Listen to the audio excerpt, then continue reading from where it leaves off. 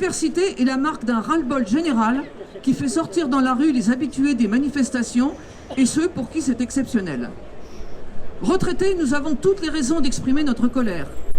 Notre leitmotiv, retraités maltraités, n'a jamais été autant d'actualité. On est un peu révoltés, furieux, parce que Macron a manifesté son mépris pour les retraités à de nombreuses reprises. Et puis maintenant, c'est des atteintes au pouvoir d'achat qui sont considérables. Le coût de la CSG, une augmentation de 25% par exemple. L'inflation qui est pour 2018, elle est déjà de 2,3%. Enfin, sur les 12 derniers mois, il y a une augmentation de 2,3%. Et la revalorisation 2018, c'est 0.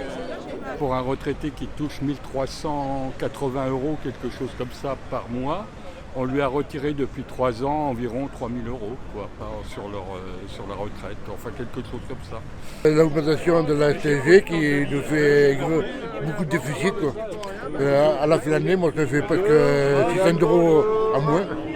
Naturellement, c'est évident, depuis l'annonce de la CSG avec un 7, l'annonce de 0,3 seulement sur les 2 prochaines années d'augmentation des pensions, ça va être intenable. Et puis quand on voit tout le reste de sa politique, de toute manière, on a les raisons en tant que retraité, en tant qu'actif, en tant que jeune, on a toutes les raisons de s'opposer à sa politique qui va détruire tout le tissu social qu'on connaît dans notre pays. Déjà, ça avait mal démarré sous Sarkozy avec la demi-part qui était supprimée en cadre des couples. Le deuxième élément, c'était après François Hollande qui a taxé en impôts toutes les majorations d'enfants, ce qui fait réduire de 1 000 € notre pouvoir d'achat. Et rebelote avec Macron, avec la CSG, 1 000 €, plus le blocage des pensions, de non-augmentation des pensions. Ce qui fait qu'aujourd'hui, on a le même revenu au niveau de notre couple en tant que retraité de 2010. On est en train de programmer une paupérisation des retraités. C'est un peu la préfiguration de sa réforme qui va être aussi faite comme toutes les autres pour diminuer les pensions. La retraite par points, c'est pas compliqué. Chaque euro vaudra un point. C'est-à-dire que ceux qui auront le gros moyen auront de grosses retraites, s'il y en a. Et puis ceux qui auront peu de moyens auront des plus petites retraites. Et la répartition ne sera plus du tout la même. Et on répartira au moment où il y aura l'argent et par rapport au nombre de gens qui seront en retraite à ce moment-là. C'est-à-dire qu'on est incapable de savoir à l'avance quelle retraite on aura le moment venu. Donc déjà, pour prévoir une seconde vie entre guillemets de retraité, ça devient très compliqué. On ne poursuit pas les fraudeurs fiscaux qui, eux, évadent de l'argent à l'étranger et qui représentent la somme qu'on demande aux retraités, au minimum, parce que c'est certainement plus.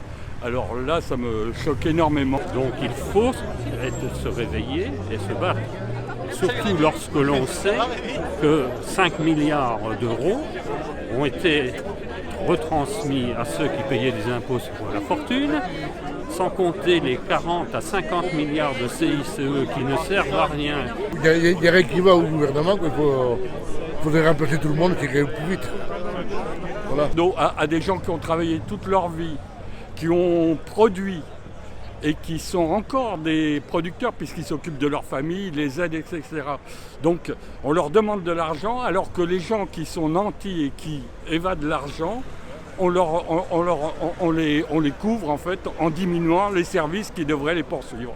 Je peux comprendre que vous ayez travaillé toute votre vie pour l'État et qu'aujourd'hui on vous retire le peu que vous avez travaillé, pour le peu que vous avez fait, et on vous le retire.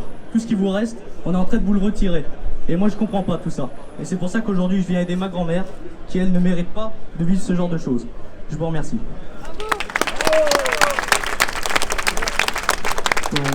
Donc, c'est les vérités des jeunes envers les plus âgés. Merci. D'autres témoignages?